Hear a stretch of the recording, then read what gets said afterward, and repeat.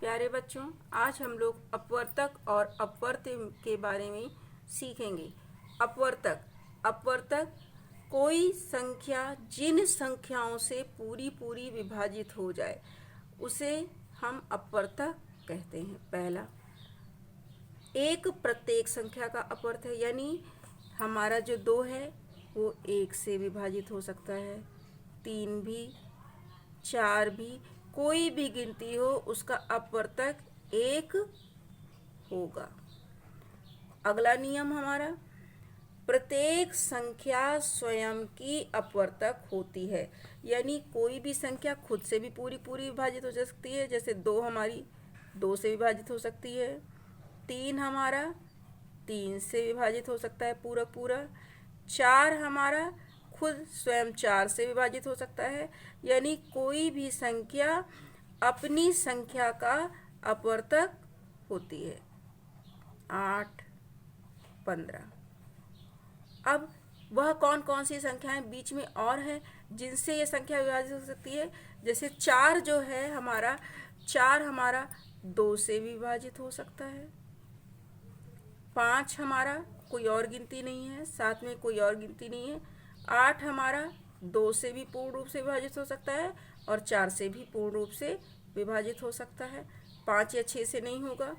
15 हमारा 3 से पूर्ण विभाजित हो सकता है, 5 से पूर्ण विभाजित हो सकता है, 6, 7, 8, 9 अन्य किसी गिनती से नहीं। तो इसके अपवर्तक क्या हो गए? अपवर्तक वह संख्याएं होती है जिनसे कोई संख्या पूरी पूरी विभाजित हो सकती है। एक सभी का अपवर्तक होगा और जो संख्या है उसका अपवर्तक वह संख्या स्वयं भी होती है। और अपवर्तकों की संख्या सीमित होती है। जैसे हमारे 2 के अपवर्तक केवल 2 हैं, 3 के अपवर्तक 2 हैं और 4 के अपवर्तक 3 गिनतियां हैं, 1, 2 और 4। इन्हीं से ये पूरी पूरी विभाजित हो सकती है। किसी संख्या का प्रत्येक अपवर्तक उस संख्या से छोटा या उसके बराबर होता है। यानी अपवर्तक, जैसे 2 का अपवर्तक 2 से छोटा होगा या फिर 2 के बराबर होगा। 7 का अपवर्तक 7 से छोटे होंगे या 7 के बराबर होंगे। जैसे 8 के अपवर्तक 8 के बराबर होंगे या उससे छोटे होंगे। तो हमने कितने नियम देखे? अपवर्तक क्या होता है? अपवर्तक वे संख्याएं होती हैं जिनसे कोई संख्या पूरी पूरी विभाजित हो सकती है। एक सभी का अपवर्तक होता है और कोई भी संख्या का अपवर्तक वह स्वयं भी होती है। इसके अतिरिक्त अपवर्तकों की संख्या सीमित होती है, यानी कुछ निश्चित संख्याएं ही से वह पूरी तरह से विभाजित हो सकती है। अब हम देखते हैं अपवर्त्य के बारे में। अपवर्त्य या गुणज क्या होता है? अपवर्त्य या गुणज किसी संख्या में प्राकृतिक संख्या 1, 2, 3 से गुणा करने पर उस संख्या के विभिन्न अपवर्त्य प्राप्त होते हैं। जैसे हम अगर 2 में 1 से गुणा करें, 2 एकम 2, 2 दूनी 4, 2 तिया 6, 2 चौक 8। इस तरह से हम गुणा करते चले जाएंगे तो हमें इसके अपवर्त्य या गुणज मिलते जाएंगे। और इसकी क्या संख्या सीमित हो सकती है? नहीं। क्यों? क्योंकि हम गुणा करते जाएंगे, हमको संख्याएं मिलती जाएंगी। इसी तरह से 3 के अपवर्त्य की बात करें, 3 एकम 3, 3 दूनी 6, 3 त्रिका 9, 3 चौका 12। इस तरह से हम गुणा करते जाएंगे।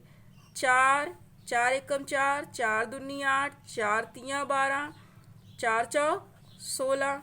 इसी तरह से 5 एकम 5, 5 दूनी 10, 5 तिया 15, 5 चौक 20। इस तरह से अगर हम देखेंगे तो हम किसी भी संख्या के अपवर्तक को उनसे गुणा करके हम प्राप्त कर सकते हैं। यानी उनको हम, और इनकी संख्या क्या होगी? असीमित होगी। हम गुणा करते जाएंगे, ये संख्याएं हमको प्राप्त होती जाएंगी। इसी तरह से अगर हम देखें 7 का भी हो सकता है, इसी तरह से हमारा 8 का भी है, इसी तरह से हमारा 15 का भी है। जितना हम गुणा करते जाएंगे उतनी संख्याएं हमको प्राप्त होती जाएंगी। इनकी संख्या क्या? इनकी संख्या असीमित होती है। यानी अपवर्त्य वे संख्याएं होती हैं जिनको हम किसी संख्या से गुणा करके प्राप्त कर सकते हैं। अपवर्त्य में पहला नियम आपको बताया कि किसी संख्या में प्राकृतिक संख्या से गुणा करने पर अपवर्त मिलता है।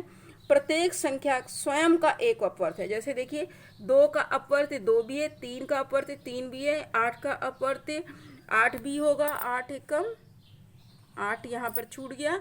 और इसी तरह से 15 का अपवर्त 15 को अगर हम 1 से गुणा करेंगे तो 15 भी होगा, यानी अपवर्त खुद गिनतियाँ हो सकती हैं। किसी संख्या के अपवर्तों की संख्या असीमित होती है, आपको पहले ही बता दिया है।